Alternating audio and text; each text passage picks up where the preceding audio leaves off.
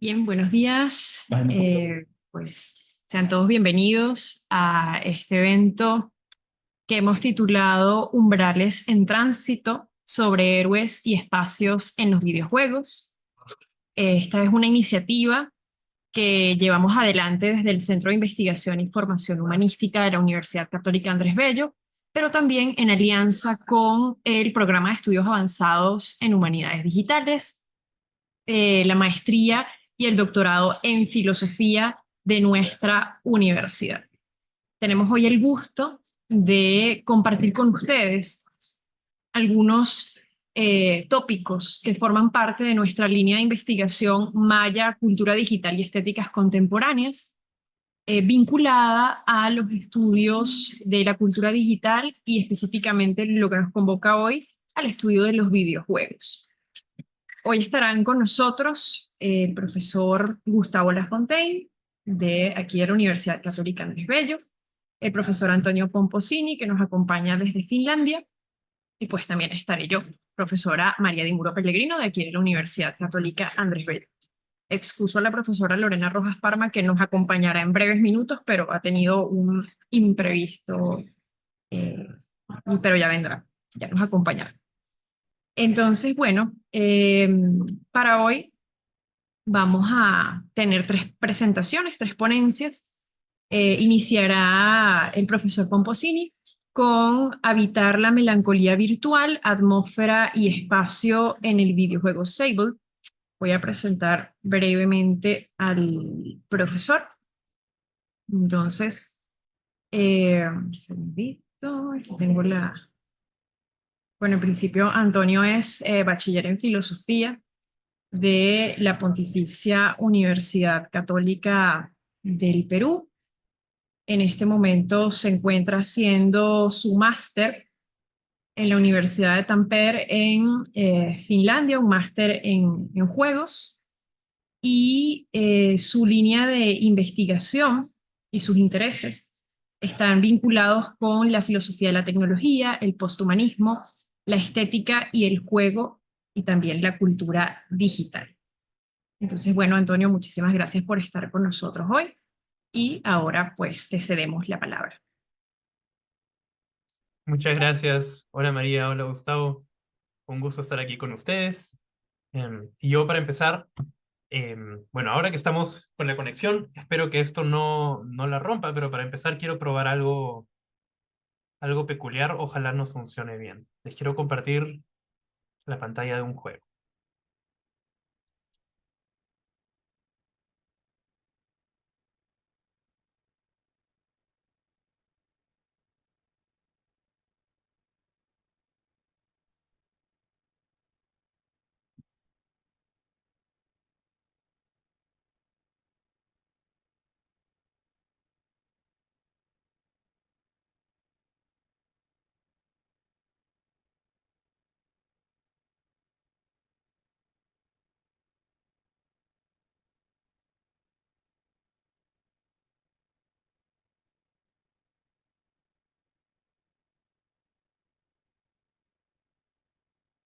Y desde aquí quiero comenzar.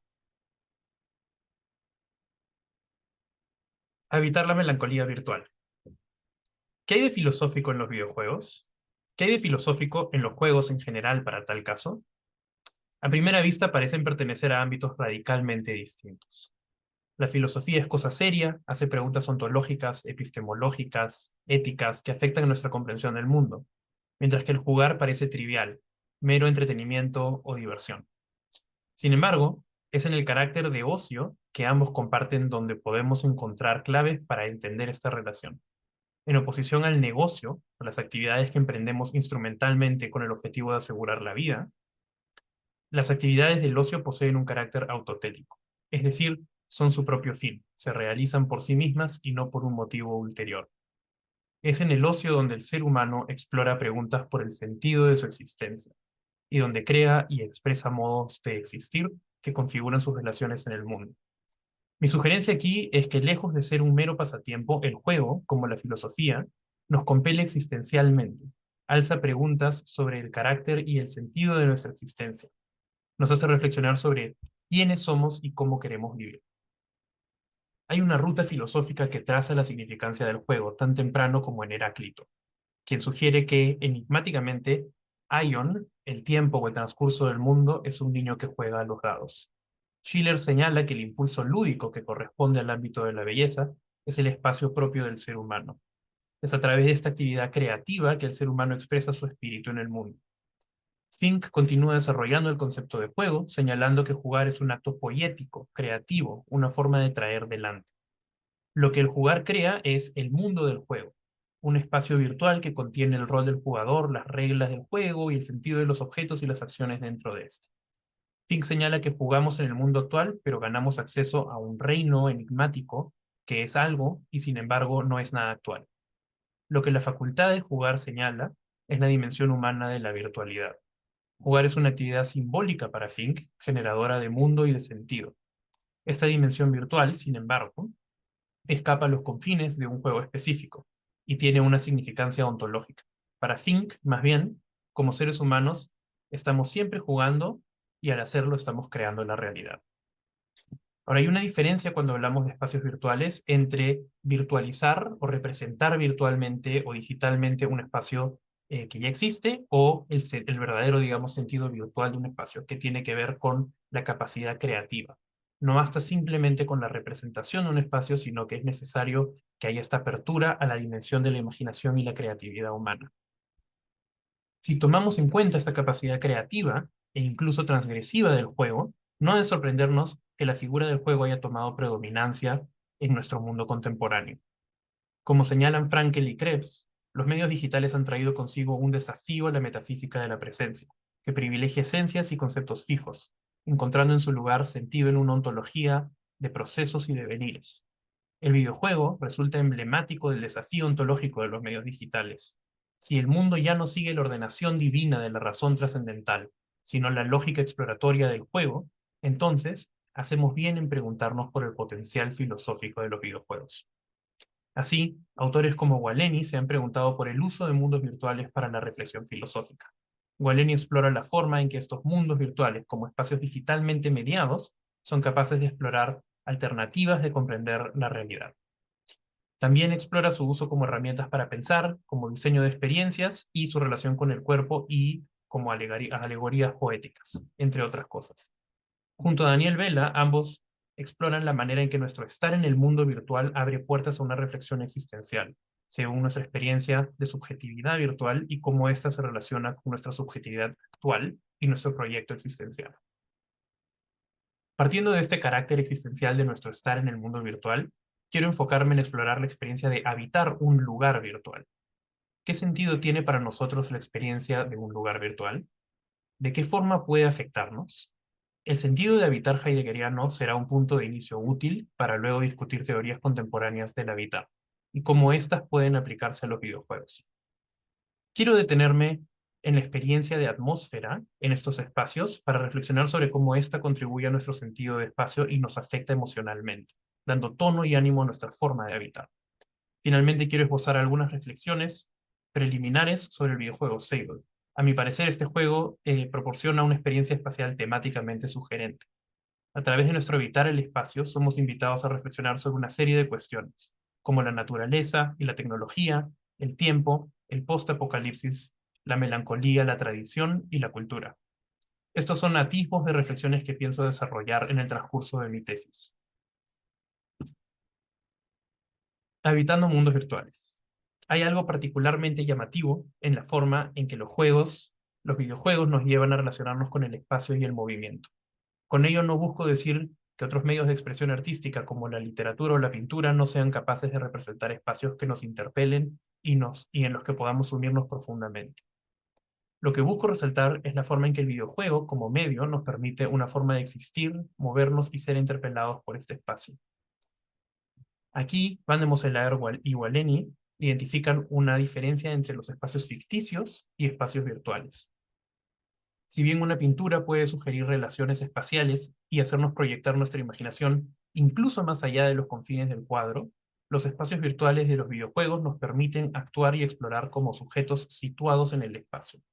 Como señalan los autores, cito, los jugadores no están atados a una perspectiva ficcional predeterminada en estos ambientes. En cambio, ellos escogen mirar las ruinas de los rascacielos a su propio ritmo, desde una variedad de ángulos, así como visitar los rincones ocultos en los extremos del mapa, solo para ver qué hay ahí, cómo puede ser valioso y cómo proceder. Como jugadores situados dentro del ambiente del juego, como sujetos, estos ambientes pueden ser experimentados como una situación existencial significativa, como un mundo donde pueden planear, actuar y perseguir un proyecto. Cierro cita. Aun cuando el espacio que habitamos sea virtual y no actual, hay un fuerte sentido en el que estamos imbuidos en ese espacio. No solo lo percibimos, sino que habitamos como sujetos situados en él. Aunque la palabra inmersión suele ser utilizada para describir esta experiencia, Calleja critica el uso de la palabra ya que sugiere una proyección unidireccional del sujeto sentado frente al ordenador hacia el mundo virtual. Teniendo en mente que los ambientes virtuales son una parte importante de nuestra vida cotidiana y son vistos más productivamente como profundamente entretejidos con nuestro sentido de realidad, Calleja sugiere el término incorporación para preservar la bidireccionalidad de nuestra relación con los espacios virtuales y la importancia del cuerpo. La incorporación se entiende en dos sentidos. El jugador está encarnado en el espacio virtual, pero al mismo tiempo asimila el espacio virtual en su conciencia y dentro de su contexto actual. No abandonamos el contexto actual, sino que este y la virtualidad sangran mutuamente entre sí. Aquí vale detenernos un momento. ¿Qué tiene de importante el lugar? ¿Qué significa estar ahí? ¿Cómo es que esta relación con el espacio puede llegar a ser existencial? Partamos de la reflexión heideggeriana de que el ser humano siempre se encuentra situado en el mundo. No es una conciencia abstracta. El ser humano está ahí, en un lugar, en relación constante con su entorno. En Construir, Habitar, Pensar, Heidegger señala que el carácter de estar en el mundo del ser humano es el habitar, que construir de por sí es habitar. Es decir, no es que el ser humano construya un hogar que habitará subsiguientemente, sino que en su misma actividad construye o habita el mundo. El ser humano no construye en un lugar, sino que al construir trae delante ese lugar. Es decir, al dar forma al espacio, crea una forma particular de habitarlo, de relacionarse con él, que corresponde a las cualidades específicas que hacen de ese un lugar y no otro. De ahí que sea importante la manera en que habitar distintos espacios, virtuales o actuales, puedan interpelarnos en un sentido existencial. Van de Mosselaer y Waleni señalan que estos se vuelven significativos cuando son espacios vividos o experimentados espacialmente como lugares específicos que afectan a un sujeto y viceversa. Que afectan a un sujeto de manera encarnada, un sujeto que siente el espacio a través de condiciones de vida existenciales, ánimo y atmósfera. Volveremos más adelante a esta capacidad de sentir el espacio a través de la atmósfera. Explorando el sentido de habitar en espacios de videojuegos, Vela trae a colación la distinción de Casey entre dos modos de habitar, el modo hermético y el modo estial, inspirados en dioses de la mitología griega. El habitar estial refiere al construir y cultivar el hogar. Es una forma de habitar centrada en la interioridad y el sedentarismo. El modo hermético, más bien, se enfoca en el movimiento, en la ruta, en atravesar el espacio. Vela señala que la literatura sobre espacio en videojuegos se centra en el habitar hermético. El jugador suele no tener hogar, ser un visitante, un transeúnte a través de diversos niveles que le son ajenos. Su interés, sin embargo, está en explorar el habitar estial y su relación con la autoexpresión en videojuegos. Para ello examina juegos como Animal Crossing y Minecraft, donde construir y configurar el espacio son una motivación principal. Ahora bien, el primer paso que identifica el tránsito del modo hermético al modo estial yace en la pausa. La pausa en el movimiento permite percibir un lugar como localidad y como centro de valor sentido. Esta pausa implica un quiebre en nuestra relación teleológica con los objetivos que el juego pueda tener, siendo más bien una oportunidad para una experiencia estética, contemplativa. ¿Qué sentido tiene sentarse en una banca en Animal Crossing o construir un jardín floral para pasearse en él en Minecraft? Esta invitación a permanecer en el lugar sin necesidad de cumplir un objetivo, captivado por el entorno, la vista, la atmósfera, es la señal de una apertura al sentido existencial de estar ahí y lo que esa experiencia significa para nosotros. Como último detalle, antes de hablar de atmósfera, me gustaría traer a colación las reflexiones de Juhani Palasmaa, un arquitecto finlandés, sobre el habitar en el tiempo. Para Palasma, la arquitectura no es solo sobre estética, sino que trata sobre el mundo, la vida y los sentidos existenciales. Se pregunta, ¿qué atrae a las personas a lugares antiguos? En la cultura contemporánea, marcada por la velocidad, estos lugares ralentizan el tiempo y nos conectan con el pasado y su trayectoria cultural. La arquitectura tiene como tarea no solo proveer refugio físico, también deben hospedar a nuestras memorias, fantasías, sueños y deseos. Los edificios y las estructuras de épocas distintas enriquecen nuestra experiencia de lugares, pero también fortalecen nuestro sentido de arraigamiento, pertenencia y ciudadanía. Palasma señala que el interés por el pasado puede ser tomado por mera nostalgia o conservadurismo, pero en una sociedad enfocada en el progreso y el constante presente debemos preguntarnos qué nos muestran estos encuentros con el pasado, estas pausas en el tiempo que nos hacen percibir lugares pasados desde el contexto presente. Estas consideraciones creo que van a ser relevantes para hablar de sí. Finalmente, atmósfera en videojuegos. Ya habíamos anticipado previamente que hay un carácter afectivo y corporal eh, en cómo nos relacionamos con nuestro sentido del lugar. Nos relacionamos espacialmente, pero también afectiva y encarnadamente. Las sensaciones, los sonidos, las disposiciones de los objetos, las posibilidades que permite un espacio, los flujos de desplazamiento, todas estas cosas contribuyen a un sentido de lugar. Llamamos atmósfera a este sentir afectivo que asociamos a las cualidades específicas de un lugar en el que nos encontramos. Percibimos que la atmósfera de un lugar puede sugerir un tono que afecta nuestro ánimo y crea disposiciones particulares. Lo importante para entender el vínculo entre atmósfera y lugar, es que si bien este es un fenómeno sentido, también es algo que emana de las cosas y las relaciones espaciales. No se encuentra meramente en el sujeto, pero tampoco en los objetos, sino que es una experiencia vivida. Los lugares presentan atmósferas, pero requieren también de un perceptor que las sienta de manera encarnada. Andiloro se ha dedicado a explorar la manera en que la atmósfera en los videojuegos genera un sentido del lugar. Para hacerlo, ha utilizado el concepto de Stimmung en Heidegger para relacionarlo con el carácter afectivo, pero también las ha identificado como ensamblajes, para mostrar cómo estas son un entramado de características que, si bien pueden cambiar, siempre presentan un sentido de lugar reconocible, un refrán. Dentro de los videojuegos, esto puede tomar el rol de, digamos, características como la interfaz, el sonido y la música, el color y el tono, la arquitectura que nos rodea y los objetos específicos con los que nos encontramos. Y él da el ejemplo de Firelink Shrine en Dark Souls, donde la música, el título del lugar cuando cruzamos el umbral, los colores cálidos de la hoguera y una serie de otras características presentan esta experiencia reconocible que nos genera seguridad en un juego donde contrasta con la experiencia constante digamos, peligro y miedo e inseguridad. Percibir una atmósfera es algo elusivo, pero es clave para nuestra sensación de lugar y cómo éste nos interpela. Y ahora, lo que me gustaría hacer brevemente es compartirles una diapositiva sobre Sable en los breves minutos que me quedan.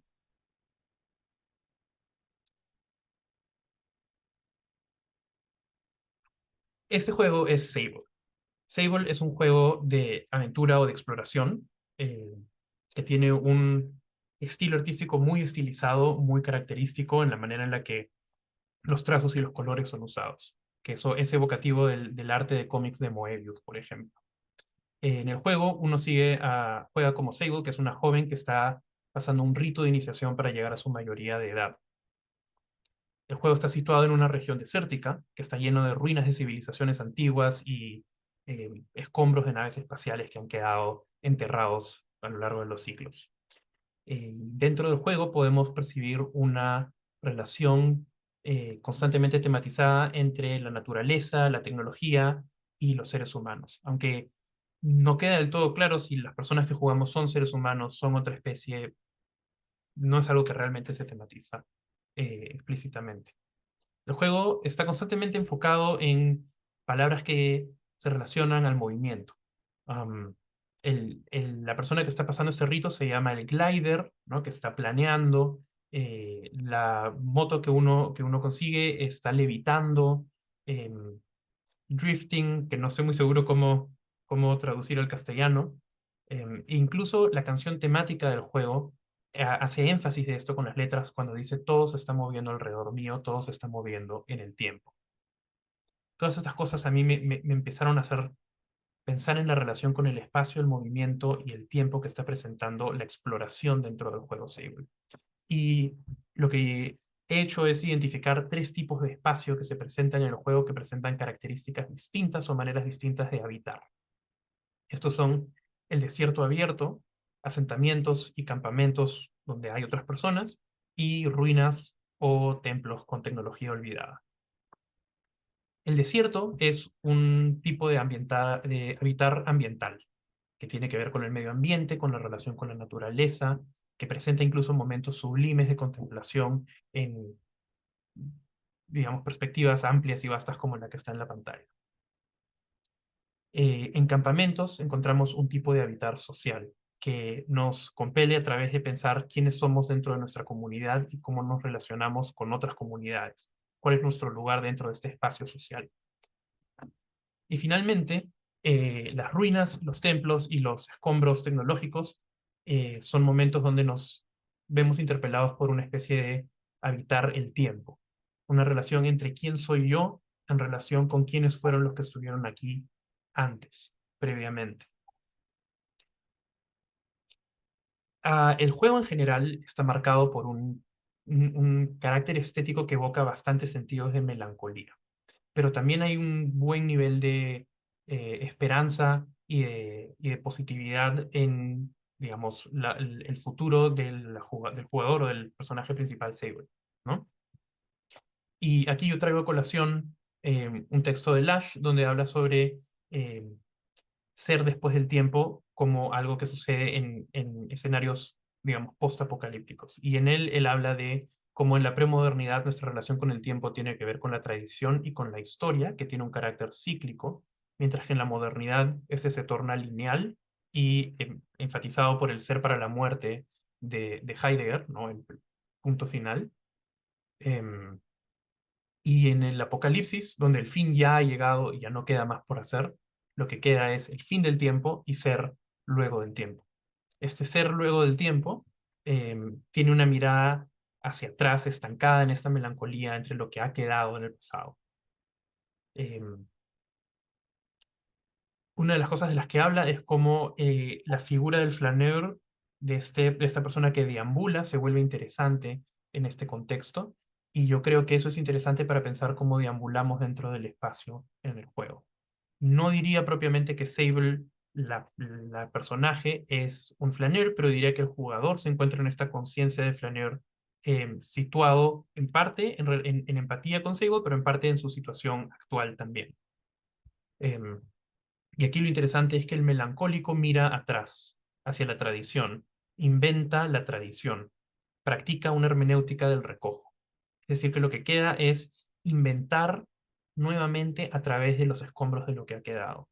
Sable, no siendo parte de las civilizaciones antiguas cuyos escombros están enterrados en todas partes, los interpreta con ojos nuevos y nos invita a nosotros también a interpretarlos con ojos nuevos a la hora de relacionarnos. Pero nosotros, situados donde estamos, percibimos también la caída de esa civilización como un apocalipsis que puede relacionarse a la caída de nuestra propia civilización en nuestra trayectoria hipertecnológica. Sin embargo, Sable pertenece a culturas tribales con ritos y nomádicas que nuevamente recogen este sentido premoderno de alguna manera. Entonces nos encontramos en este momento post-apocalíptico y simultáneamente premoderno en nuestra relación con el espacio. Y aquí para terminar, quiero leerles esta cita que no la he llegado a poder traducir, pero que me parece bastante evocativa. Unplug the mechanical habitual continuum, disrupt the comfort zone of sameness, attend to what is other to you in you, attend to ghosts, recover the unassimilated past failures, the silences or emptinesses, what has been lost. Mourning, hence, is experienced not as an overcoming of melancholy, but as melancholy together with its light flash inversion in spontaneous and always unexpected constellations of a new image.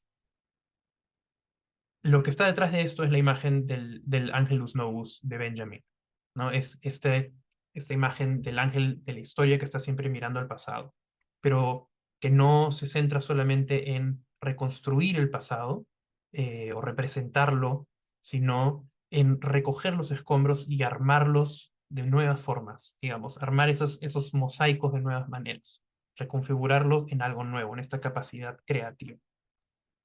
El pasado queda entonces siempre abierto e incompleto y siempre estamos constantemente relacionándonos de nuevo con él. Sable está atravesando un trabajo psíquico en su rito de mayoría de edad, pero el juego nos invita a nosotros a realizarlo también a través de nuestro habitar entrelazado con Sable. Muchas gracias.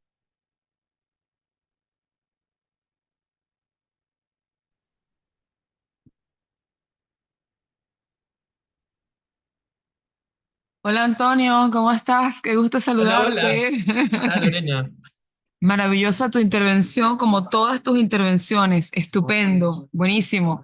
No Muchas pude llegar gracias. antes porque estaba en un compromiso con las autoridades, pero ya me liberé. Estupendo, muchas gracias por acompañarnos desde Finlandia. Muchas gracias por atender nuestras invitaciones. Siempre tan Claro que amable y sí. siempre tan profundo, Antonio. Me alegra mucho que hayamos podido resolver la conexión y que haya podido estar acá. Sí, bueno, hoy hemos tenido un ataque de Hermes inesperado, pero bueno, finalmente nos acompañó, ¿sí? Ahora, ahora nos acompaña, continúa María. eh, permíteme sí, nos acompaña María. Bueno, después de esta disertación tan brillante, María, tienes que hacer algo maravilloso. Bueno, María es licenciada en Letras, magíster en Filosofía y doctoranda en Filosofía de la Universidad Católica Andrés Bello. Se desempeña como investigadora del Centro de Investigación y Formación Humanística, como profesora de la Escuela de Letras y de la Maestría en Filosofía de la misma institución. Así también forma parte del equipo coordinador del programa de Estudios Avanzados en Humanidades Digitales. Sus áreas de trabajo son la literatura grecorromana y la cultura digital. En la actualidad se encuentra trabajando en la línea doctoral dedicada a la experiencia de la mitología griega en los videojuegos. Hoy María nos va a hablar de una ponencia titulada Jugando en el mito, Sagreo y la repetición en el videojuego Hades 2020, ¿no? La presentación de María trata de la repetición en el videojuego Hades y allí abordará el problema para pensarlo más allá de la mecánica propia de los roguelikes, ¿sí? Roguelikes. Y más bien verlo a la luz de cómo se establece como modo de expansión del mito y de punto importante en la relación entre mito y ritual, como manera de vincular al jugador con el juego. María, te escuchamos. Quisiera decir una cosita solamente. Me encantó cuando Antonio dice, bueno, no sabemos si son humanos, no son humanos, ¿qué importa? ¿Sí? Estamos en esta cosa expansiva, esta, como dice Víctor, esta transgresión ontológica, que es, ya eso es fabuloso, ya abre un nuevo horizonte. Así que bueno, María. Bien, entonces voy a compartir pantalla. Inicialmente tenía unos videos, pero bueno, con el tema de la conexión. De Pues, Hermes. exacto, Hermes, que ha estado un poco molesto, no sabemos por qué, pero bueno, habrá que aplacar su ira en estos momentos. Voy a compartir mi texto, que tiene también algunas imágenes. Em,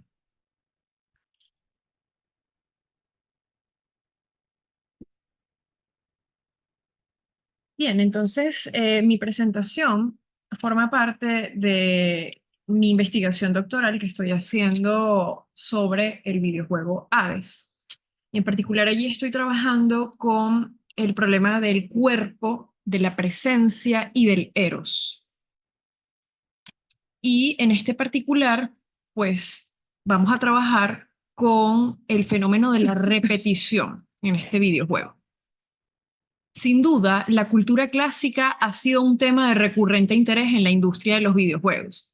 sobre todo desde el último decenio del siglo XX, como lo sugiere Serrano Lozano. Dichos juegos se presentan a través de 3 categorías principales. Los de estrategia, tenemos la saga Total War, Age of Mythology, los Economic Simulations o City Building, como Caesar, Zeus Master of Olympus, y los Role-Playing Games, como la saga God of War, The Battle of Olympus y Apotheon, por nombrar algunos ejemplos. Esto ha llamado la atención de académicos como Christensen y Machado, Sedgwick y Rollinger, quienes resaltan la necesidad de que sean estudiados e incorporados formalmente dentro del contexto de los estudios clásicos, pues aunque no sean fuentes de primera mano para acercarnos a la antigüedad, como en el caso de los libros y los testimonios arqueológicos, estos videojuegos ofrecen experiencias que interpretan lo histórico y lo mítico con el fin de dialogar, de reimaginarlos, teniendo siempre en cuenta, como indica Bakogianni, la fusión entre lo pasado y lo presente. De tal manera, lo que encontramos en la interfaz del juego no busca ser una reconstrucción exacta de lo que pudo haber sido, por ejemplo, un templo en Atenas o algún relato sobre Aquiles, sino que más bien se trata de una reinterpretación formada por imaginarios de la tradición sobre la antigüedad clásica. Este fenómeno ha sido nombrado por Clare como post-antiguo. De tal forma, en lo post-antiguo se construye un imaginario rico en figuraciones provenientes sobre todo del cine, la literatura y la cultura pop, que dan lugar a la llamada Popular Antiquity.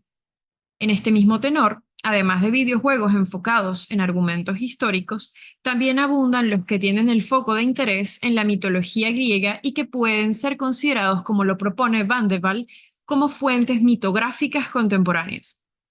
Allí las imágenes que emergen de dioses, héroes y diversas criaturas, si bien toman como punto de partida una tradición, se reproponen otorgándoles otras cualidades y además se generan variadas versiones de una misma historia por distintos medios.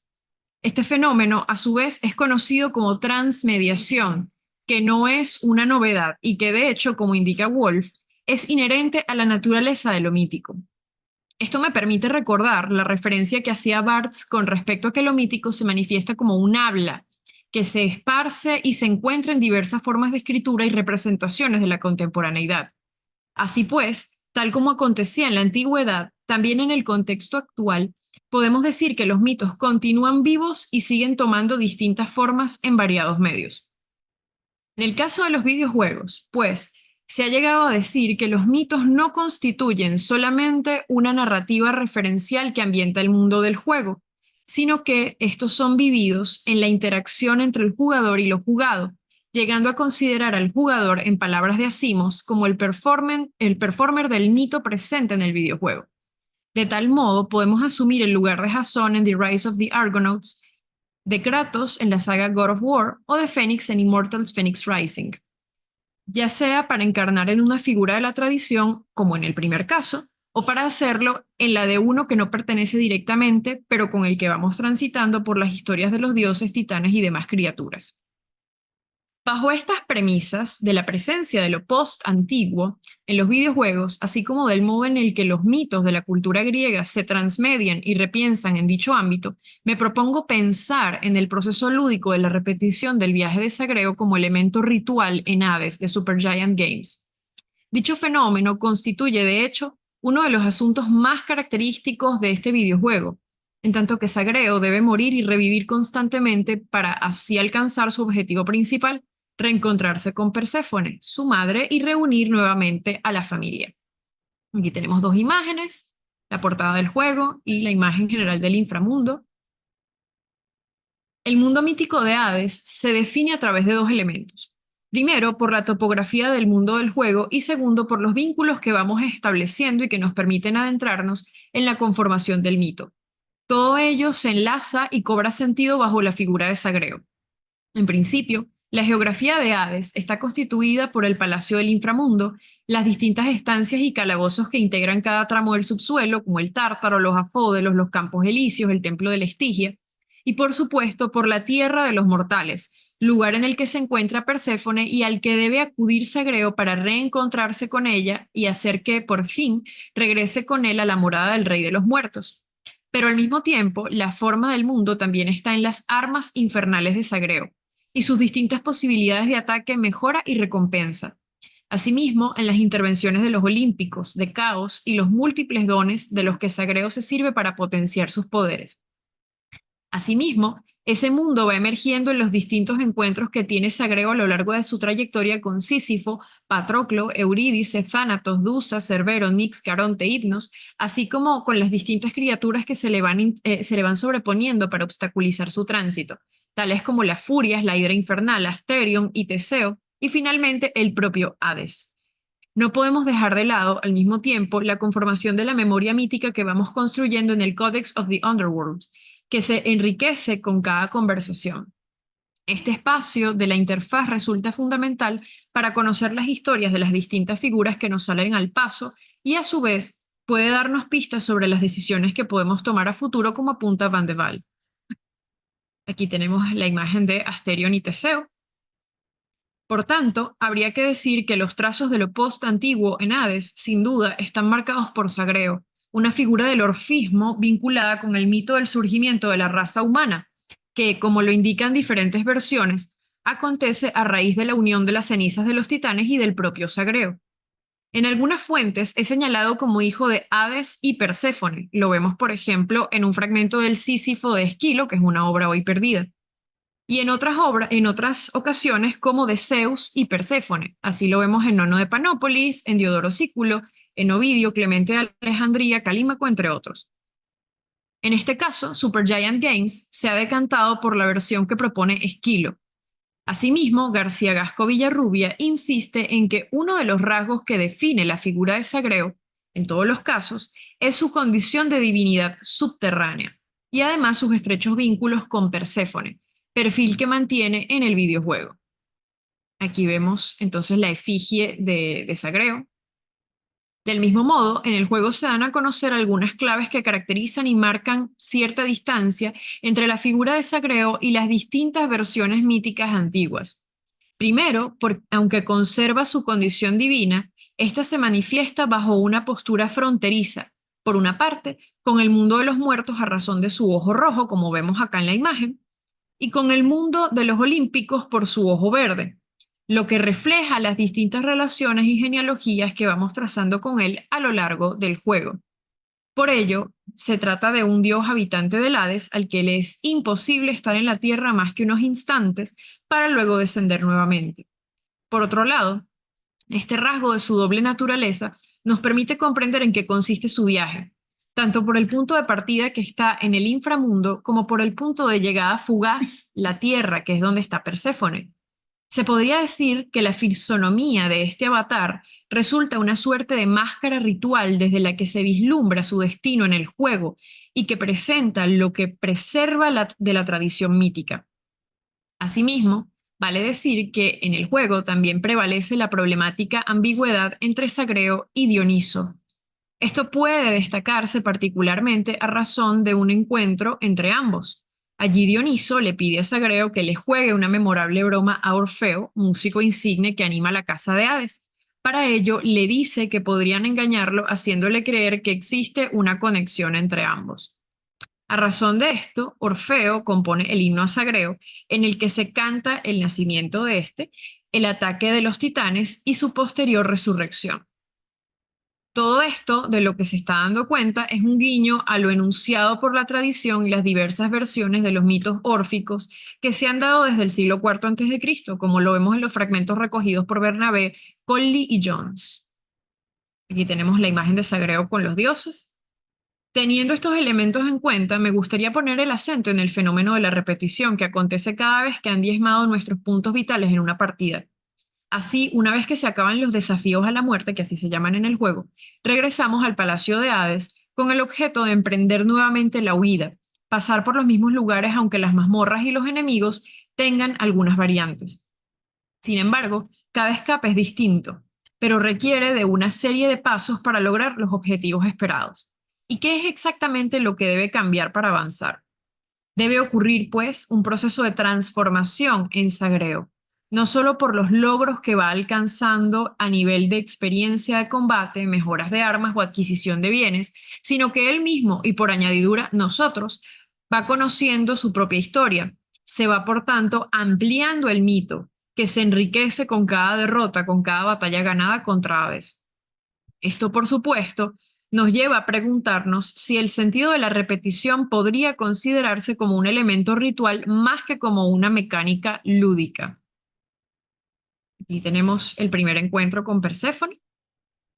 Existe, de hecho, una corriente de estudiosos que proponen comprender la relación entre el jugador y lo jugado en los videojuegos como una circunstancia ritual, siguiendo la tesis de Huizinga acerca de la unión indivisible entre rito y juego.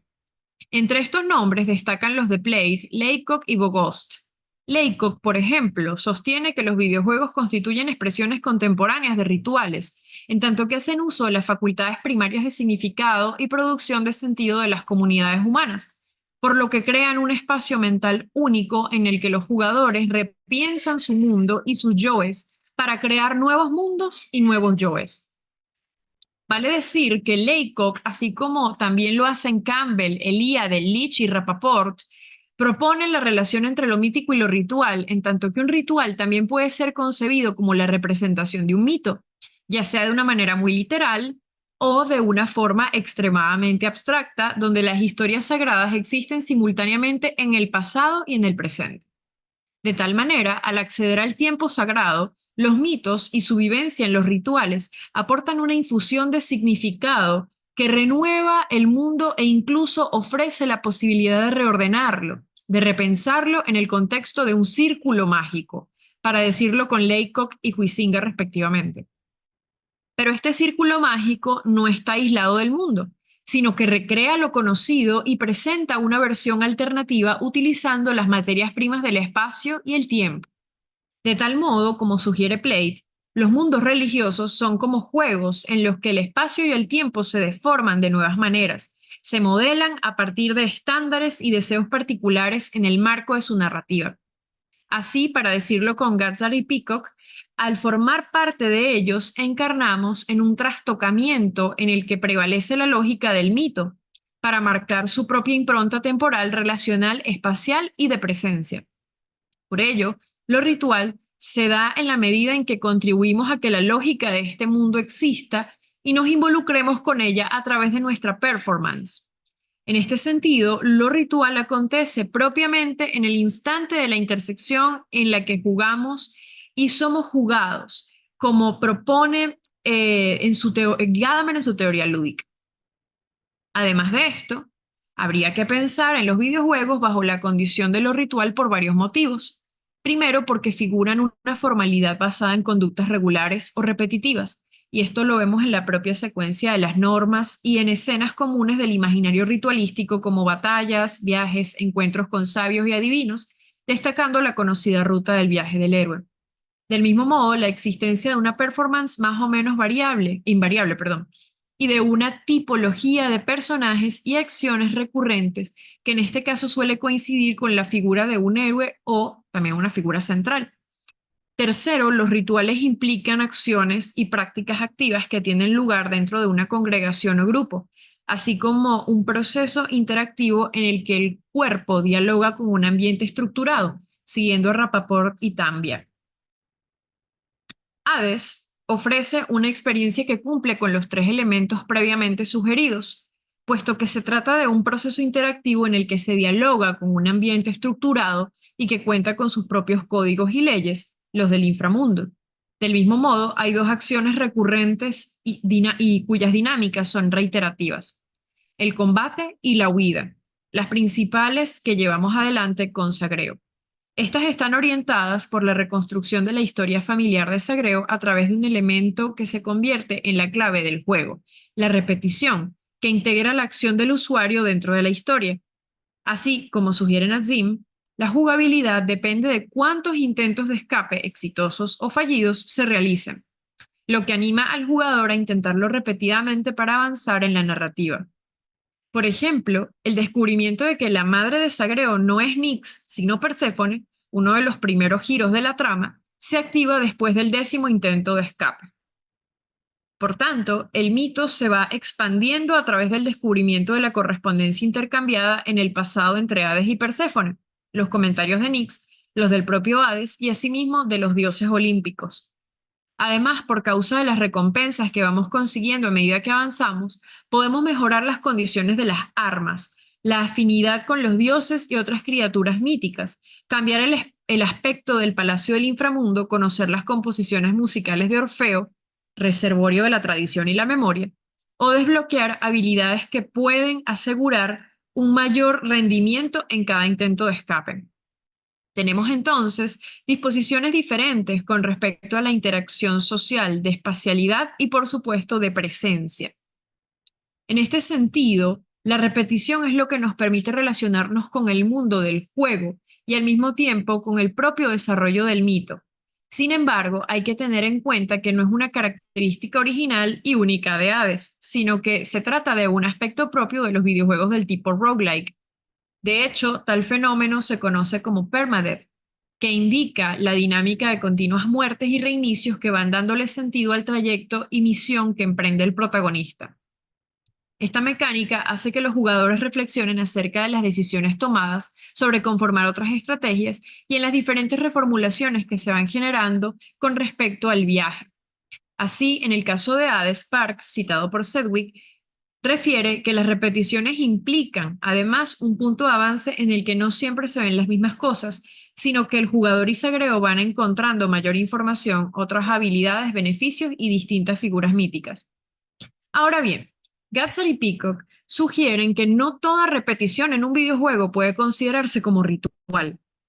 Sin embargo, en algunos casos sí, teniendo en cuenta ciertas condiciones. Así, por ejemplo, si las repeticiones suponen visitar asiduamente un conjunto de lugares en una secuencia particular y simbólica, como si se tratara de una especie de peregrinación.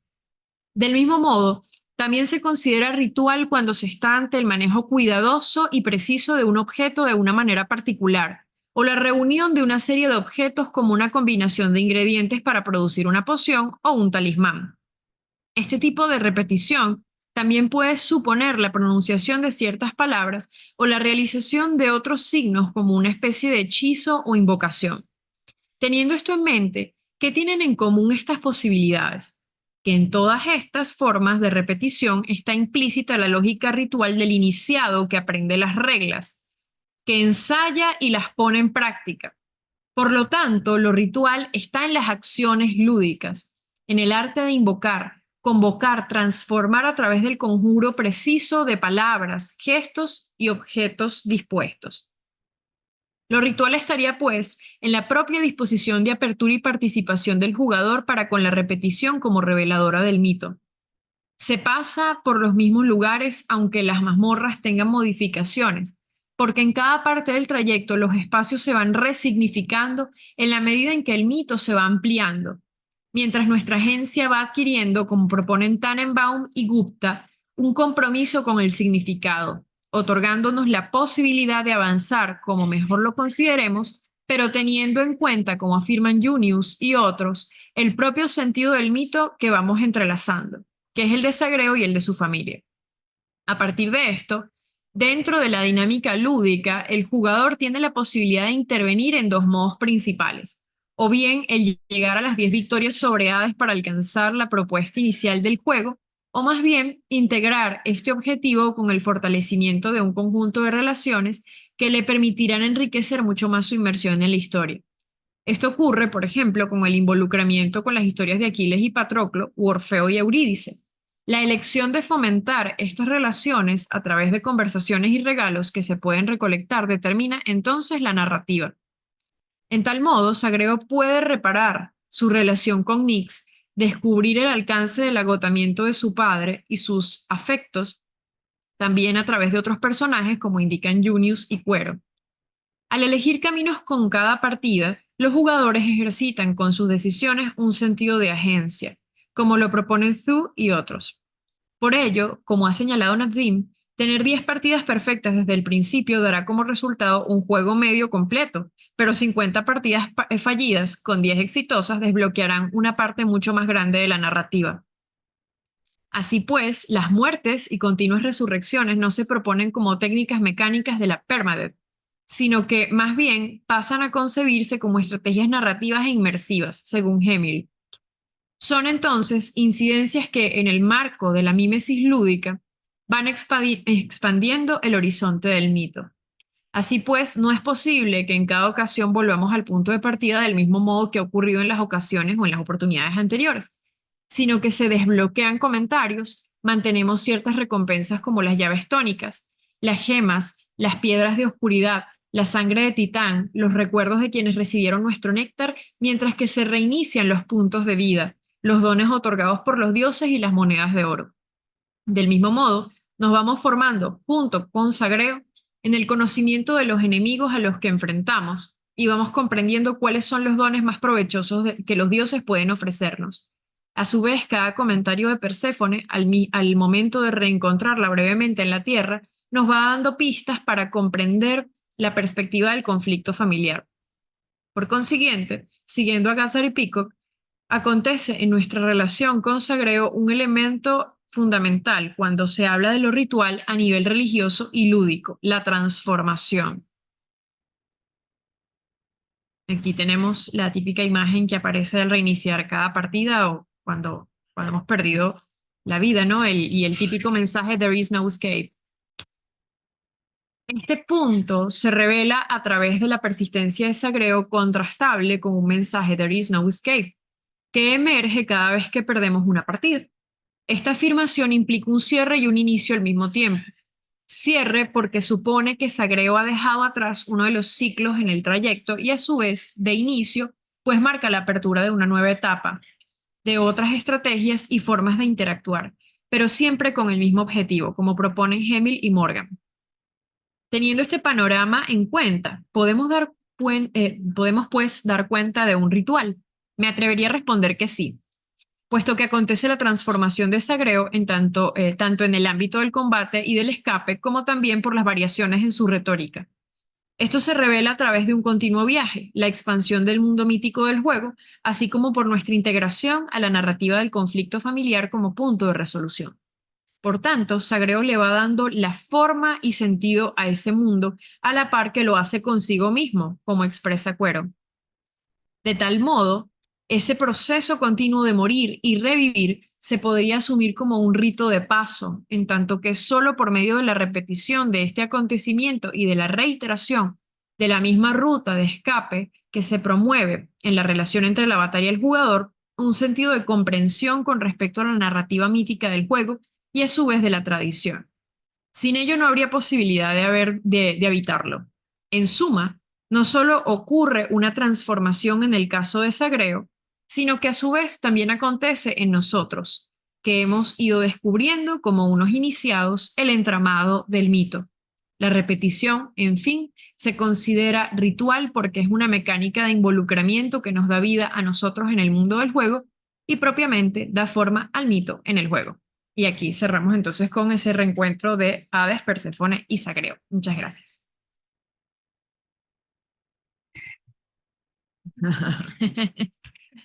¿Tengo micrófono? Sí, ya está. Maravillosa, María, como siempre. Encantados de escucharte. Bueno, finalmente nos acompaña Gustavo Lafontaine, que viene acá. Lento pero seguro. Gustavo es psicólogo de la Universidad Metropolitana y doctorando en filosofía de la Universidad Católica Andrés Bello, con especialización en análisis de datos. Actualmente lleva la línea de ciberpsicología en el Centro de Investigación y Formación Humanística, explorando la interfaz, narrativas digitales y la relación humano-computadora. La ponencia de Gustavo se titula Del arquetipo a la pantalla, una mirada de la saga Persona desde la iconografía de Panofsky. La obra de Katsuno Hashino está empapada de símbolos junguianos, dice Gustavo. Desde el viaje del héroe en persona hasta la arquetipología de Metaphor Refantatio. Así es, correcto. El director construye narrativas que se juegan en un balance entre lo cotidiano y lo onírico. En este trabajo, Gustavo explora la circularidad que vemos entre los temas de sus historias y las interfaces, los juegos, creando una experiencia holística para el jugador.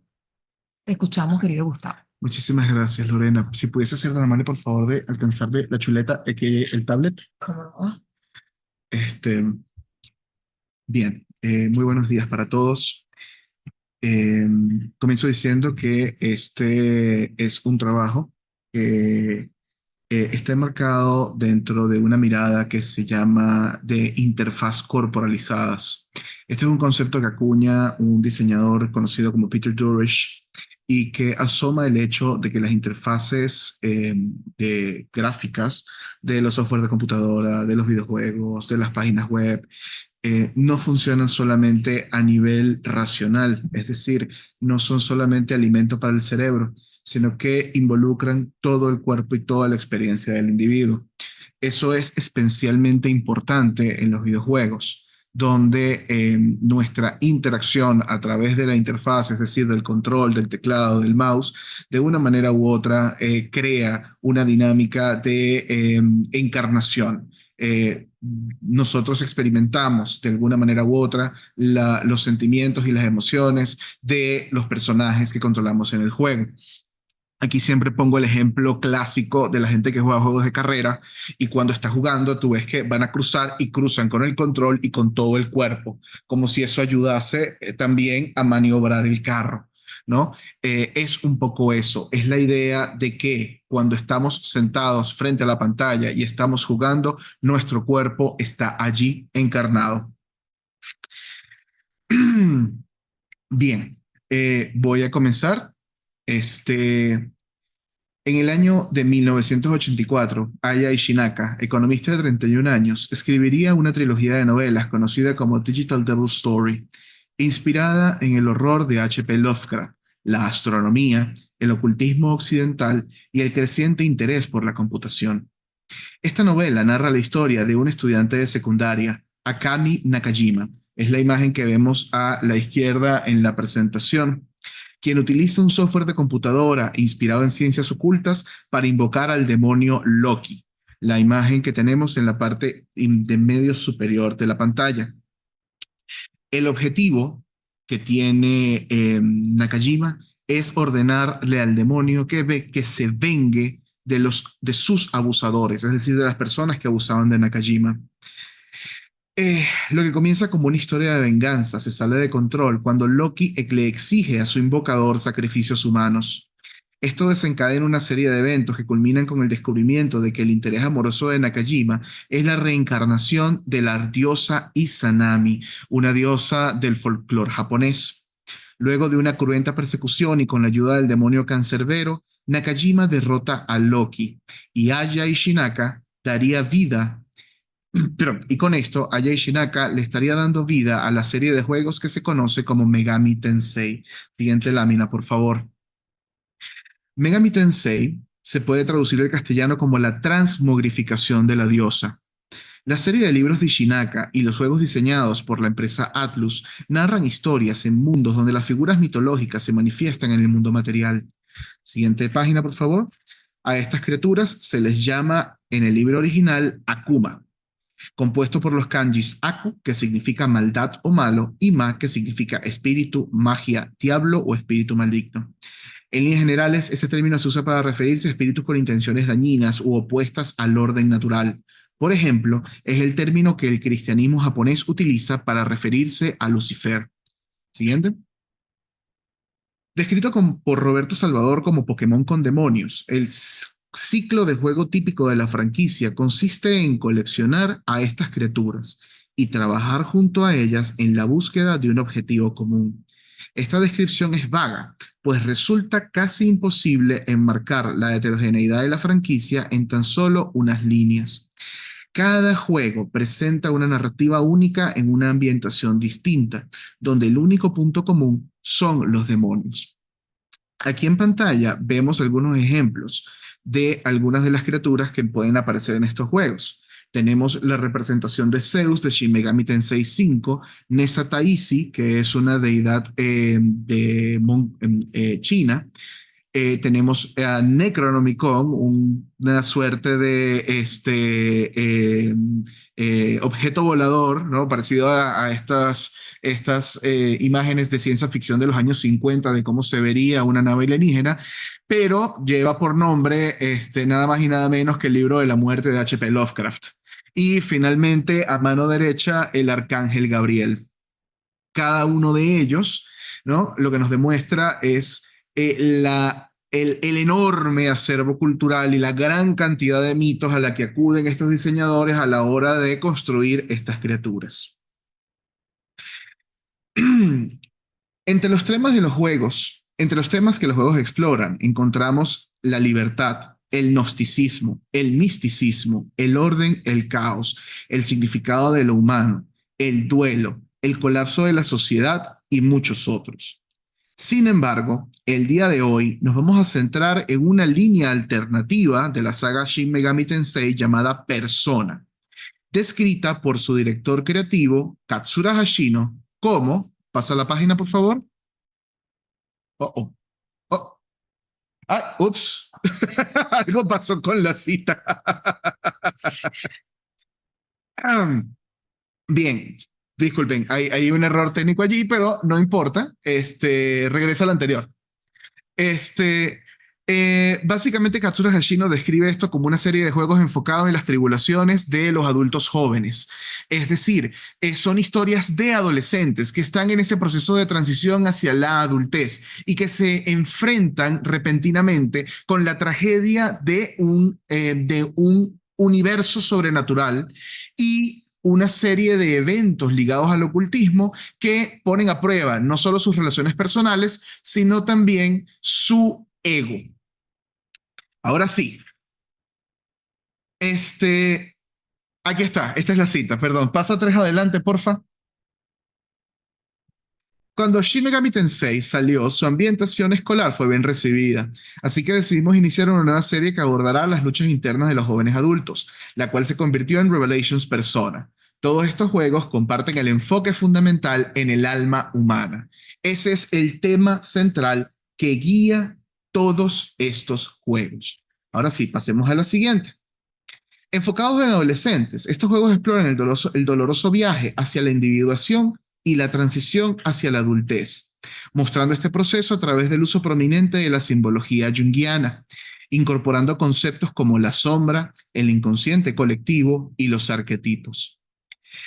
Para comenzar, hemos preparado un video donde vamos a ver los primeros momentos en los que los protagonistas de Persona 3, Persona 4 y Persona 5 despiertan por primera vez e invocan su poder. Pásame.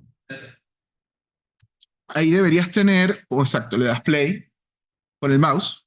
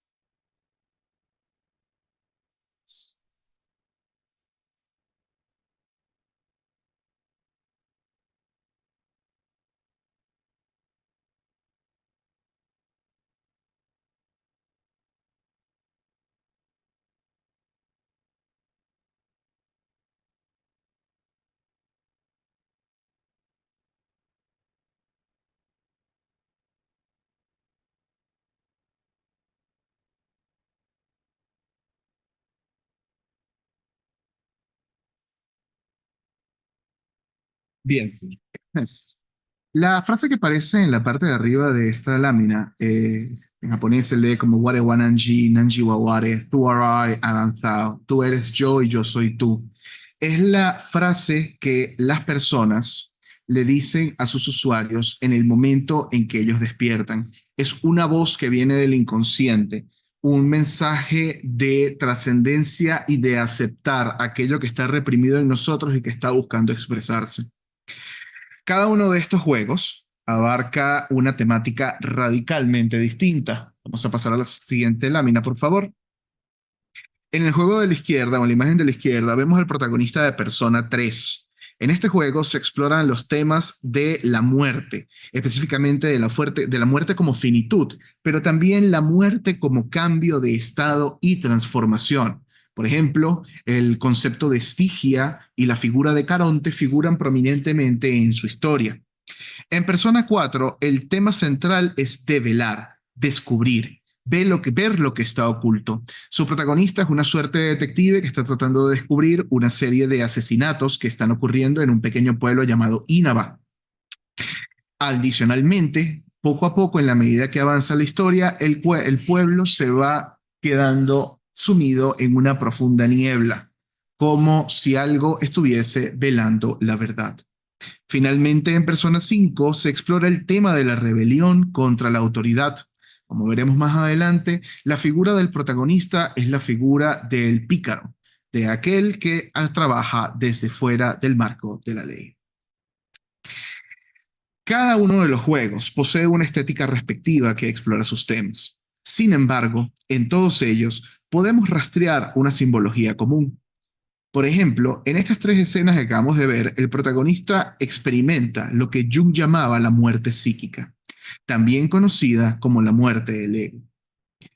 La muerte psíquica, según la psicología analítica de Jung, es un proceso transformador en el que el individuo experimenta una desintegración de su ego consciente al confrontar y aceptar los aspectos reprimidos de su inconsciente, estos aspectos que nosotros conocemos como la sombra. En Persona 3, el personaje se dispara en la cabeza con un dispositivo que para nosotros es indistinguible de una pistola. Sin embargo, lejos de experimentar dolor, lo que vemos en su rostro es una sonrisa. El miedo al sacrificio se diluye en el júbilo del ritual sagrado que representa esa transición a través del umbral para iniciar su descenso al inframundo. En Persona 4, nuestro protagonista escucha una voz que le hace poner su atención en una carta aparentemente vacía que había encontrado previamente. Aquí es importante destacar que en la serie Persona, la simbología del tarot es extremadamente importante. En este caso particular, la oscuridad del vacío nos revela lo desconocido, pero allí, en la profundidad del inframundo, también yace lo que Jung llama el elixir. Finalmente, en Persona 5, el protagonista escucha el llamado que se manifiesta como una máscara, pero lejos de aceptar el artefacto que recubre su rostro, lo desgarra en un arranque de desafío y júbilo, derramando su sangre y rompiendo las cadenas que esa identidad falsa le impone. Siguiente lámina, por favor. Los tres momentos que acabamos de ver son manifestaciones de los ritos de paso. Estos, como los describe Van Gennep, son procesos que simbolizan una muerte del estatus o identidad anterior y un renacimiento en una nueva condición, reflejando así el ciclo de muerte y resurrección presente en una cantidad importante de tradiciones. La primera fase es la que se conoce como la fase de separación. Si viésemos el ciclo del héroe de Campbell, gracias. Si viésemos el ciclo del héroe de Campbell, esta es la etapa que consiste en la separación del héroe de su espacio de normalidad. El individuo en esta etapa se desprende de su rol previo. El disparo en la sien, la meditación frente al vacío, el arrancar en la máscara, son todos ejemplos de un desprendimiento de lo terrenal. En los tres casos hay un salto al vacío, una intuición que no sigue el sentido común de un contexto de amenaza. Es el triunfo del instinto sobre la razón. Citando textualmente a Jung, nos encontramos atrapados y enredados en experiencias sin propósito. El intelecto juzgador con sus categorías se muestra impotente. La interpretación humana falla, pues ha surgido una situación de vida turbulenta que se niega a encajar en cualquiera de los significados tradicionales asignados a ella. Es un momento de colapso, Nos hundimos en una profundidad final. Apuleyo lo llama una especie de muerte voluntaria. Es una rendición de nuestros propios poderes, no artificialmente deseada, sino impuesta por la naturaleza. No una sumisión y humillación voluntaria vestida con atuendos morales, sino una derrota total e inequívoca, coronada con el miedo, pánico a la desmoralización. Solo cuando todos los soportes y muletas están rotos y ninguna cobertura desde atrás ofrece ni la más mínima esperanza de seguridad, se vuelve posible para nosotros experimentar un arquetipo que hasta entonces había permanecido oculto detrás del sinsentido significativo representado por el ánima. Este es el arquetipo del significado, así como el ánima es el arquetipo de la vida misma. Siguiente. De allí que no es casualidad que la carta del tarot que se asocia con estos protagonistas es la del loco, ese viajero ingenuo a punto de caer al vacío y guiado por su compañero canino. Aquí pueden ver no solo la carta del mazo de Wyatt, sino las tres representaciones del loco en los distintos juegos de persona, donde vemos siempre el elemento común, el viajero con sus pertenencias atrás. Básicamente es todo lo que él tiene. No tiene hogar, no tiene tierra de origen, lo ha dejado todo, ¿ok? Y camina viendo hacia el cielo, ¿no? Camina sin ningún tipo de preocupación. Sin embargo, como vemos en el tarot de Wyatt, está caminando directamente hacia el abismo. Y la única señal de alarma que tiene es el animal, el cachorro, el perro, que representa el instinto. Este proceso de desenmascarar, de arrancar, de romper, de dejar atrás, es la muerte. Y por tanto, este proceso se vincula con lo que se conoce como el nígredo en la alquimia.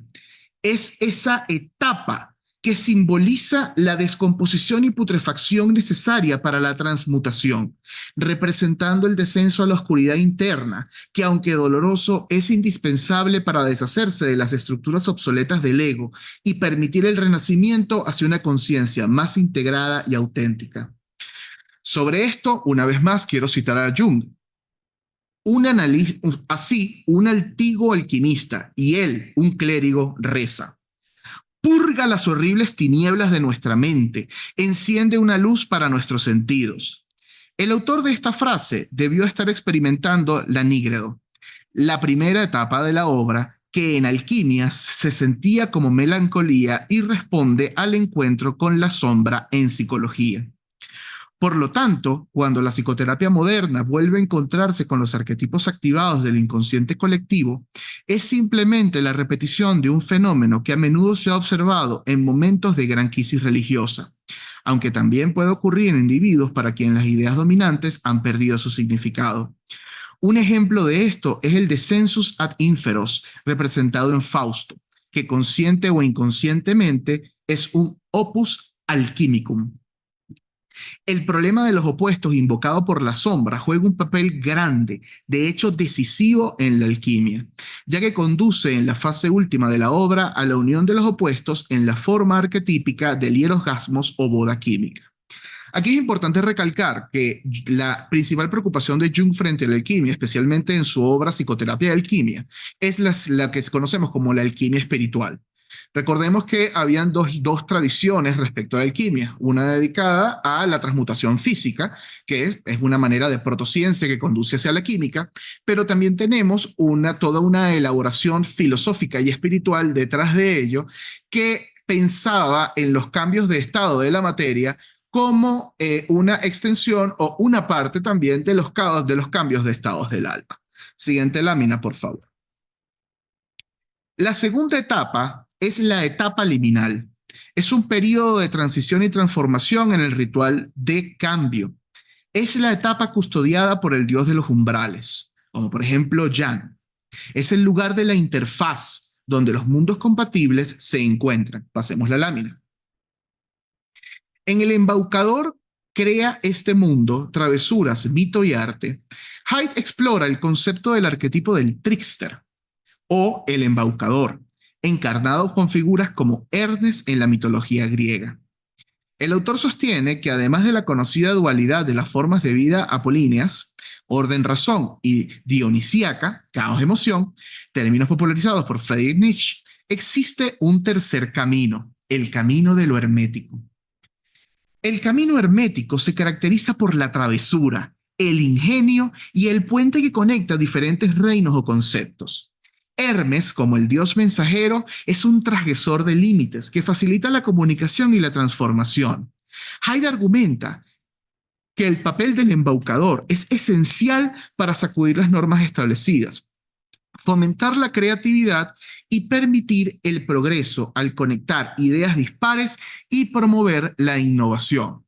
Por ejemplo, Hyde, él habla de una manera muy cándida, ¿no?, sobre que la ironía de que Hermes es un dios mentiroso, y sin embargo, todos los dioses confían en él para ser el mensajero de ellos.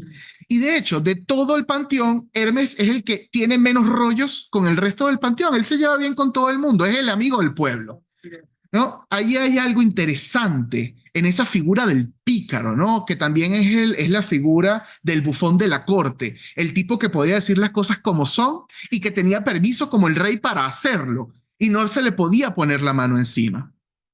Siguiente lámina. La etapa liminal es la etapa más larga. Es el segundo acto de la obra. Es el viaje del héroe que sigue el traspaso del umbral. Esta etapa es la que Jung asocia con el albedo. Después de enfrentar y reconocer los aspectos oscuros y reprimidos de la psique durante la fase del nigredo, el albedo representa la purificación y la iluminación. Es un periodo donde el individuo experimenta una mayor claridad mental y emocional, liberándose de patrones destructivos y estableciendo una relación más auténtica consigo mismo y con los demás. Luego de cruzar el umbral, vemos a nuestros protagonistas arder. Siguiente lámina, por favor.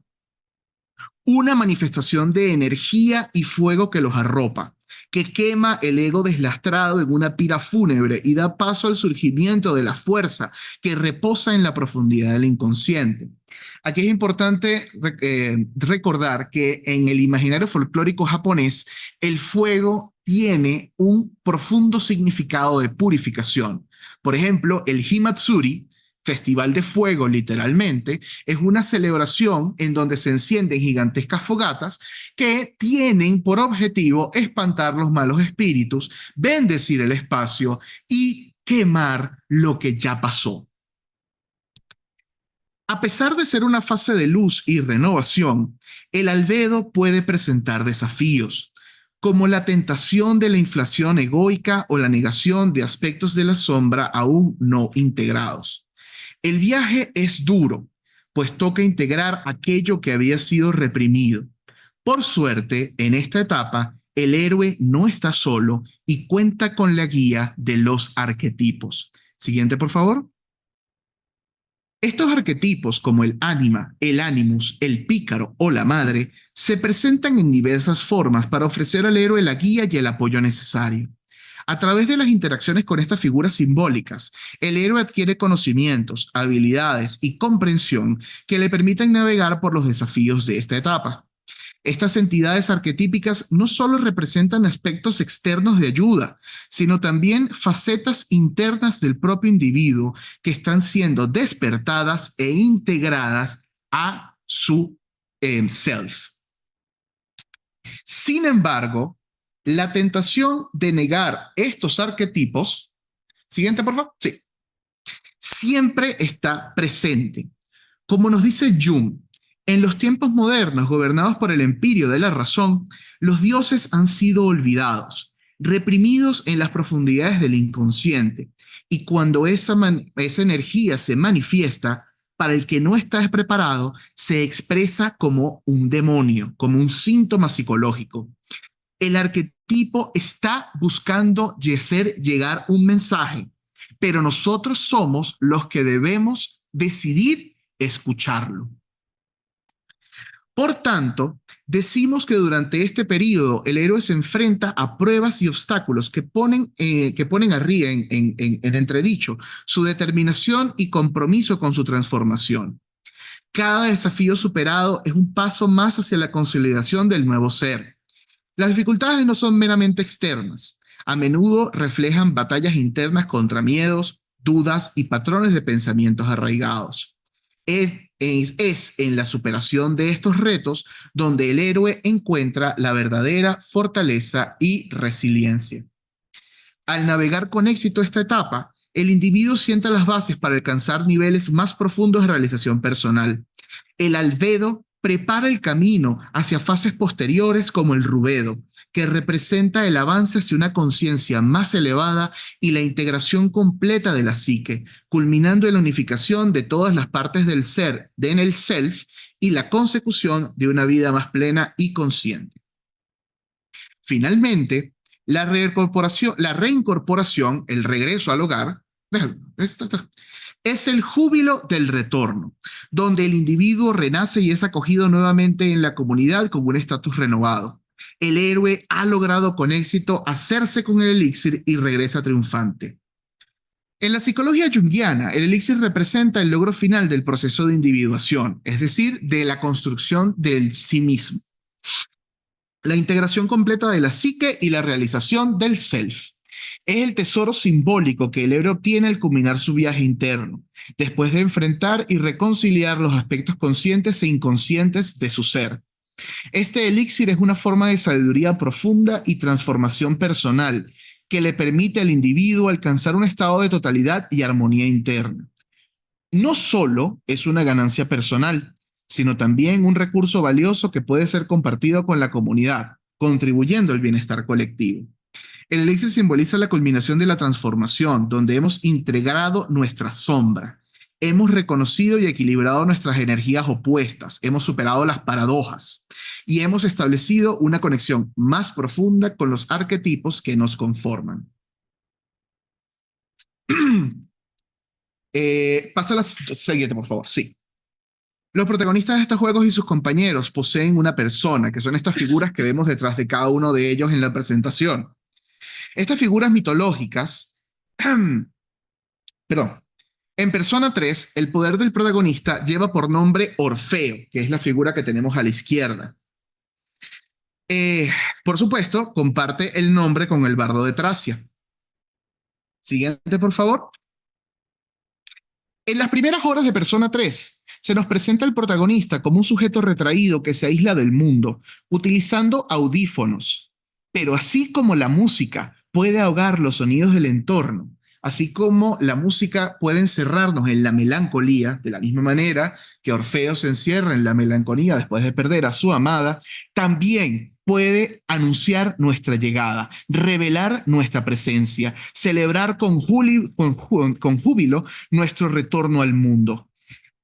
Orfeo como sombra ensordece al protagonista, pero como parte de su sí mismo, lo convierte en el epicentro de su historia.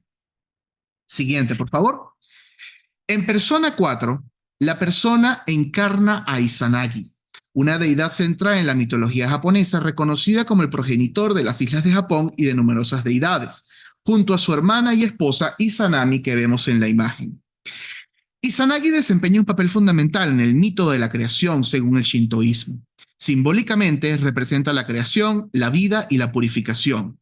Tras la muerte de Izanami, su esposa, Izanagi desciende al inframundo para rescatarla, pero al regresar pasa a hacer rituales de purificación que dan origen a otros dioses, incluido su hija Amaterasu, la diosa del sol. El protagonista de Persona 4 llega al pueblo de Inaba para vivir con su familia de Hana por un año. Y aquí nos encontramos con un adolescente abandonado. Su sombra es el miedo a volver a ser dejado atrás, como sus padres que lo abandonaron para trabajar en el extranjero. Ese es el mismo miedo que lleva a Izanagi a viajar al inframundo, el miedo de quedarse solo y a ir a buscar a su esposa.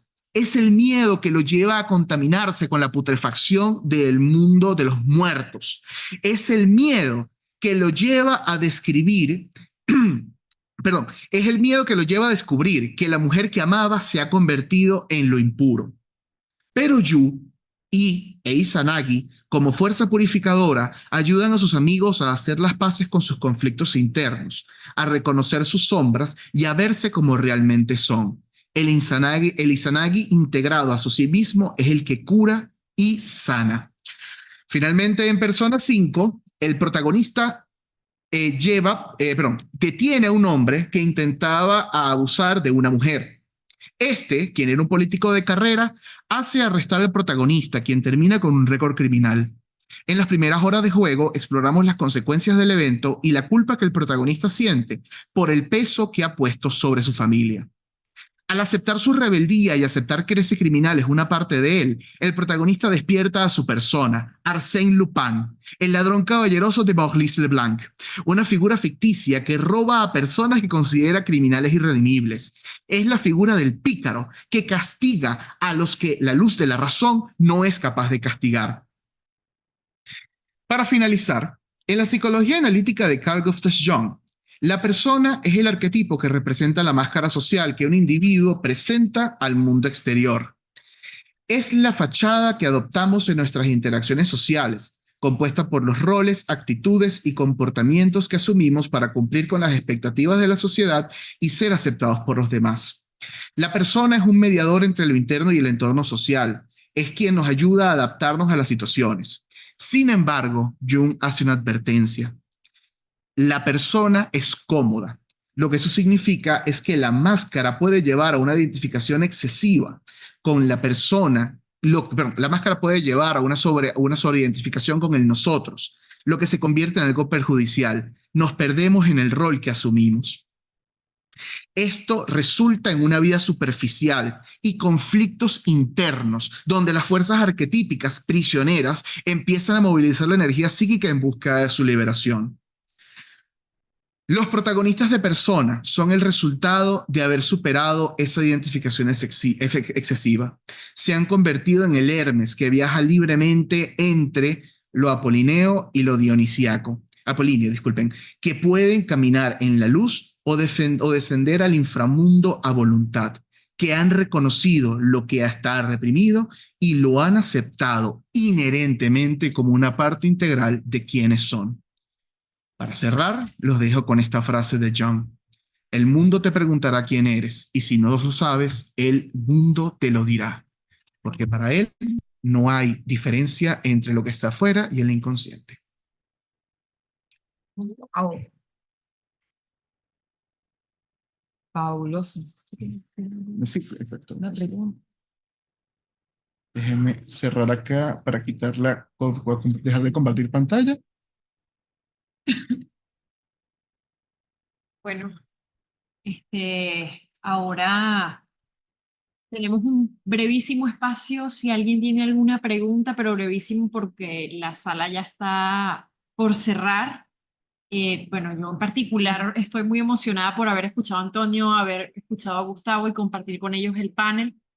Han sido unas ponencias muy interesantes y que sin ponernos de acuerdo, porque la verdad es que por supuesto que hemos estado trabajando este tiempo, pero sin ponernos de acuerdo, los tres tenemos unos elementos comunes que me parecen asombrosos y que de alguna manera vinculan los juegos que hemos trabajado, ¿no? Sobre todo el proceso de la transformación, el proceso de la pregunta por quiénes somos en el mundo, cómo nos presentamos en el mundo, ¿no? Que también el elemento de la máscara, la figuración del rostro, en el caso de Persona, Sable, en Hades, es algo patente y que el rostro y cómo se presenta ese rostro es lo que signa el destino, pero no el destino como algo definitivo, sino como algo que se va haciendo en el camino y que nos va tocando reconocerlo a nosotros como jugadores, pero también en el proceso de la interacción. Entonces, bueno, realmente ese vínculo, esa cercanía lo celebro y me parece que se ha dado como una bella coincidencia entre nuestras tres aproximaciones, ¿no? Y bueno, creo que vamos a seguir por allí trabajando los tres, expandiendo Definitivamente. mucho más esto que ya ha iniciado desde hace un tiempo. No sé, Lorena, si tú quieres comentar algo.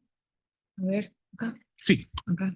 sí. Yo estoy muy impresionada, muy feliz. He escuchado unas disertaciones muy profundas, muy pulidas, y comparto cada una de las palabras que ha dicho María. Es evidente que tiene como esta energía común y esta posibilidad de las perspectivas. Qué importante esto en bueno, en este ámbito posthumanista que de alguna manera estamos explorando, ¿no? En estas extensiones de nosotros mismos, en estas nuevas dimensiones ontológicas que se abren, y cada uno tiene una perspectiva, una mirada de la verdad, una aproximación hacia esto que ahora se devela, ¿no? Para decirlo, o se revela, para tomar esta idea de Heidegger y de la esencia de la técnica como parte de nosotros, como un rasgo de nosotros, ¿no? Por tanto, hace un momento tenía una conversación justo con el rector y me decía, ustedes están pensando nuevamente la humanidad, como cuando apareció el libro, cuando apareció la imprenta o cuando apareció la luz eléctrica. Así las cosas, yo dejaría en el aire esta pregunta, ¿no? Retomando esta pequeña conversación que tuve hace un momento.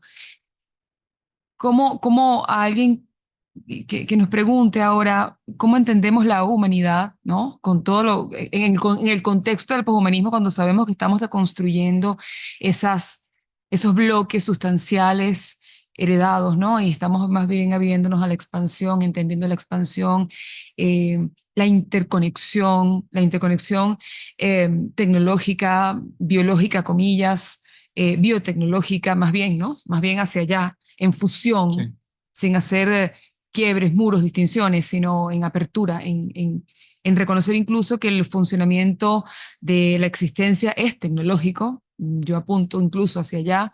Bueno, ¿cómo replanteamos este nuevo modo de aproximarnos a los humanos, para decirlo en plural, ¿sí? ¿Cómo nos replanteamos esto? Una pregunta que dejo al aire para que pensemos, ¿cómo nos replanteamos los humanos en plural como parte, unos más del entramado de la existencia, donde el embodiment, como dice Francesca Ferrando, ya no es necesariamente biológico, sino que puede ser el avatar, puede ser una figura onírica, puede ser, dice ella muy bellamente, la tela de araña que teje la araña, ¿sí? Cuando todo eso forma parte del embodiment, incluso la araña, estamos todos en esa interconexión, ¿cómo nos vemos? Esto no es para tener una respuesta definitiva, por supuesto, pero sí para aproximarnos a algunas elaboraciones. ¿Cómo nos vemos nosotros como humanos en este nuevo contexto, a mi juicio maravilloso, pero en este nuevo contexto que se devela, que se abre, que se revela? Y lo dejo allí. Antonio, tú que estás lejos y eres nuestro invitado de honor, ¿cómo la ves? Sí, bueno, Y estás pensando en escuchando, ambos pero comentarios, todos nos vamos a escuchar. eh, la Sí, verdad es que dale. es muy interesante lo que notan. No sé si me pueden escuchar todos o no, pero es muy interesante lo que notan, porque es cierto que no nos habíamos puesto de acuerdo, pero hay esa conexión, incluso al punto en que me han hecho notar cosas interesantes que, como yo recién estoy trazando las rutas de lo que va a ser mi tesis, me muestran nuevos caminos. Esta idea de las máscaras, que es obviamente significativa en persona y en la relación con nuestra identidad, es un punto central también en Sable y es algo que yo no mencioné para nada, pero que claramente está ahí. Si uno juega el juego, la relación con las máscaras tiene mucho que ver con la identidad que uno va asumiendo dentro de una comunidad. No necesariamente como una identidad falsa, sino como digamos, existe la máscara del granjero, la máscara del explorador, y el juego termina cuando uno escoge su máscara. Así que hay unas rutas alucinantes acá que agradezco mucho haber podido escuchar. Em, en relación a lo siguiente, em, yo estoy muy de acuerdo con eso. Creo que, por un lado, esta noción de las formas de estar encarnados que escapan al mero cuerpo físico y que se relacionan con el avatar y con esta conciencia extendida a través de la tecnología y a través del espacio virtual, nos están mostrando justamente la manera en la que nuestra propia subjetividad no está localizada en un solo punto, sino que está expandida Ah, en relación exacto. a lo que nos rodea. Y que justamente eso es lo que hace relevante este pensamiento sobre quiénes somos del que todos estamos hablando. Porque quiénes somos tiene que ser repensado en función de esta expansión de la subjetividad. Exactamente. Gus, Sí. María, a propósito del comentario que yo hice sobre la humanidad. Mira, yo creo que sí, yo creo que eh, el mundo que estamos viviendo hoy en día definitivamente no es el mundo del siglo XX. Eh, me parece muy irónico que el haber empezado a explorar el tema de la interfaz y haber empezado a conectarme desde el poshumanismo me llevó a contactar de nuevo con uno de los autores que es posiblemente uno de los tipos más humanistas del mundo, que es Jung. Eh, pero es interesante porque cuando lo lees, realmente el trabajo junguiano nos habla de una conciencia universal, de un universo que está vivo, vibrante y que nosotros formamos parte de él, ¿no? O sea, pensar en los dioses no como creaciones humanas, sino como fuerzas que realmente están allí afuera, que se expresan a través de los símbolos que nosotros hemos ido desarrollando a lo largo de nuestra vida. Es quizás como una manera muy interesante de pensarnos, ¿no? Nosotros los humanos y nuestro lugar en el cosmos. No como algo privilegiado, no como el centro del universo, sino como un elemento más que está unido a una suerte de intelecto universal o quizás de conciencia universal que, bueno, está aquí como está en los polvos de las estrellas, ¿no? Que es un poco el fundamento de base de estos señores eh, panpsiquistas. La idea de que la conciencia está ya en todas las partículas. Entonces, sí, creo que hoy es en el momento en el que tenemos que pensar en estos temas y pensarnos no como individuos, sino como una totalidad.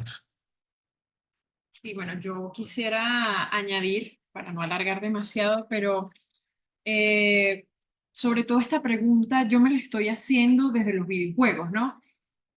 ¿Qué supone y qué implica ser humano y cómo se replantea lo humano, y no solamente lo humano, sino la existencia a partir del hecho de jugar, que muchas veces se ha visto como algo, o se ha banalizado, se ha reducido, se ha visto como, bueno, esto es algo de entretenimiento y listo, pero realmente, como decía en mi presentación y algunos de los autores que yo he estado trabajando, el juego supone replantear la vida, supone repensar, bueno, cómo nos hemos vinculado, cómo hemos conformado y nos hemos puesto de acuerdo para interactuar, tener leyes, vivir, ¿sí? Entonces yo creo que, y esto lo vienen planteando algunos autores que relacionan videojuegos y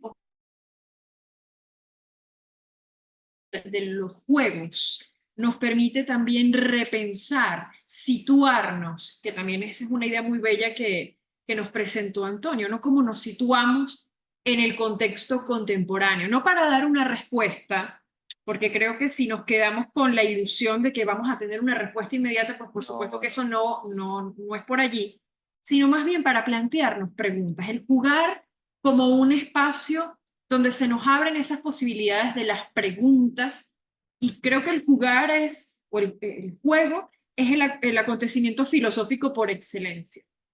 Entonces, nada, me gustaría seguir explorándolo por allí, y los invito a ustedes también que vayamos por allí, y bueno, estamos en replanteamientos y estamos jugando, justamente, estamos jugando en la existencia, desde nuestra existencia, pero también para comprender nuestra existencia como una relación, ¿sí? Como dice Francesca Ferrando, el interbeing, el ser relacionado con todo lo que existe, no como para marcar una diferencia, sino por el contrario para entender que, bueno, todos estamos relacionados ontológicamente y también en este proceso lúdico en el que acontecemos. Pues bueno, nada, muchísimas gracias por habernos acompañado el día de hoy. Desde la Universidad Católica Andrés Bello y el Centro de Investigación en Formación Humanística, estamos muy agradecidos con la sala eSports UCAP por prestarnos el espacio y los datos. No luchamos contra Hermes. Hermes nos envió un mensaje y lo escuchamos. Exacto. Y al final él estuvo también allí en cada una de las ponencias, ¿no? En todo Sí. ese proceso de transformación. Sí, ese es así funciona el pícaro. El pícaro echa broma, pero es para al final del día ayudarte a la iluminación. Feliz día para todos. Vamos cerrando por acá. Feliz día, Antonio. Antonio, te Gracias, quiero. Antonio. Gracias. Sí. Un Mira fuerte ustedes. abrazo por allá en Finlandia.